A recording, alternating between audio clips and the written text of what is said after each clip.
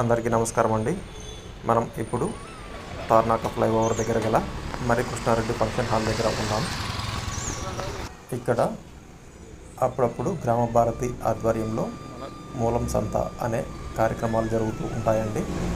ఇక్కడ రాష్ట్రాల నలుమూలల నుంచి వచ్చిన సహజ వ్యవసాయ రైతులు తమ తమ స్టాల్స్లను ఏర్పాటు చేసుకొని వాళ్ళ ఉత్పత్తులను అమ్ముకుంటూ ఉంటారండి.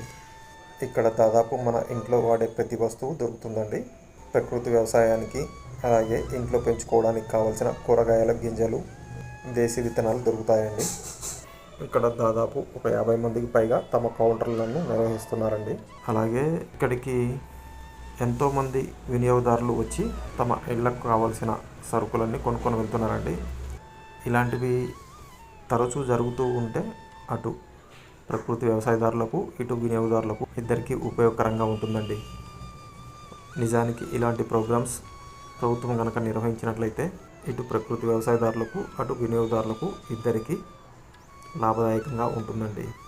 ఎందుకంటే ఇటువంటి సంతలు ఎక్కడ నిర్వహిస్తున్నారో ఎప్పుడు నిర్వహిస్తున్నారో అందరికీ తెలిసే అవకాశం లేకుండా పోయిందండి. ఎక్కడెక్కడో చిన్న గ్రూపుల్లో ఇటువంటి సంతల గురించి ప్రమోట్ చేసుకుంటున్నారు.